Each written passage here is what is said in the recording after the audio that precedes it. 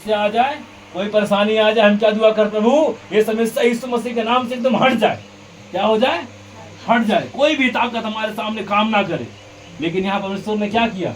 मूसा ने भी यही सोचा होगा एक बार कि ये समुद्र मेरे सामने से अगर हट जाता तो कितना बढ़िया होता, हम सब लोग पार कर जाते। परमेश्वर आपको समुद्र आपके सामने से नहीं हटाएगा, लेकिन आपके लिए उस समुद्र में रास्ता जरूर देगा, आपको उसमें मार्ग जरूर देगा ताकि उस रास्ते से पार हो जाए। हालेलुया।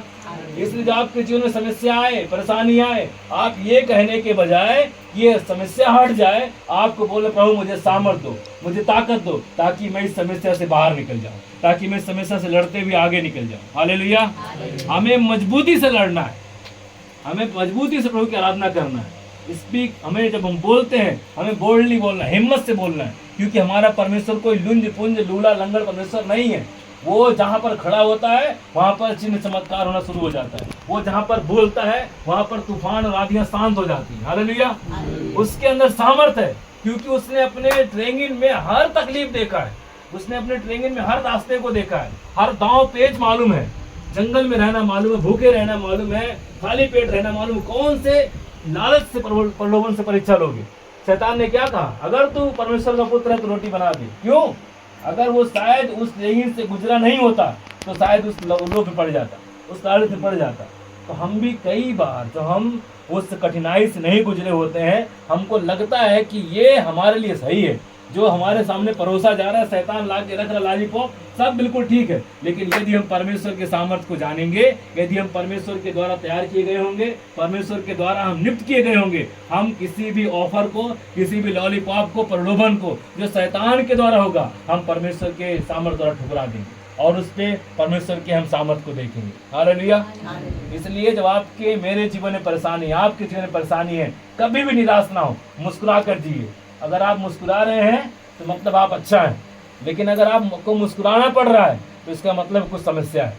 तो परमेश्वर ने हमें कमजोरी में, बदहाली में, कंगाली में रहने के लिए आज़ाद नहीं किया है, अपना लहू ऐसे नहीं बहाया है। हाँ?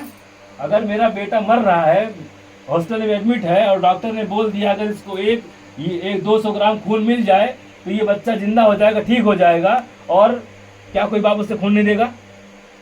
नहीं देगा। और मैं जब खून दूंगा तो किस लिए दूंगा? मैं खून इसलिए दूंगा ताकि ये बिल्कुल क्या हो जाए, ठीक हो जाए, हष्ट-पुष्ट हो जाए, इसके अंदर ताकत आ जाए, तब मैं अपना खून बहाऊंगा। अगर डॉक्टर ये बोले खून देने के बाद भी कोई गारंटी नहीं है, मैं सोचूं घाटा जाने दे। जब यीशु मसीह से कहा गया कि इन संसार के लोगों को आजाद करने के लिए, इन्हें मजबूत करने के लिए तुम्हारे ब्लड की जरूरत है, तुम्हारे लहू की जरूरत है, यीशु मसीह ने कहा मैं तैयार हूं।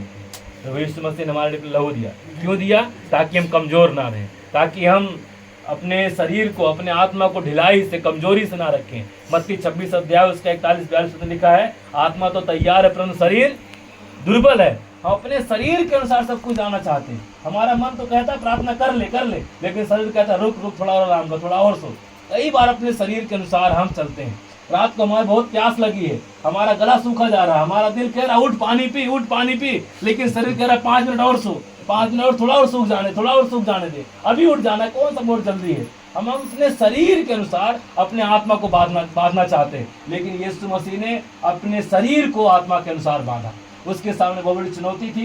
यीशु मसीह का शरीर कमजोर था, सहने के लायक नहीं था। शायद वो सोच रहा था 39 कोड़े मेरे शरीर पड़ेगा तो मेरा हाल क्या होगा। लेकिन प्रभु से दुआ कर, प्रभु मुझे सामर्थ दे, मुझे बल देना, क्योंकि मेरा शरीर कमजोर लेकिन मेरी आत्मा क्या है, मजबूत है। इसलिए हमारा आत्मा मजबूत होता है, जो हमारे अंदर जो है वो जो बाहर है उससे जब बड़ा होता है तो हम वो कर जाते हैं जो किसी ने सोचा भी नहीं होता। इसलिए हमें अपने जीवन को परमेश्वर के बुलाहट के अनुसार तैयार रखना है और ये विश्वास करना है कि जो मेरे जीवन में हो रहा है ये परमेश्वर की योजना है, क्योंकि कोई भी एक लकीर, एक बिंदु भी परमेश्वर की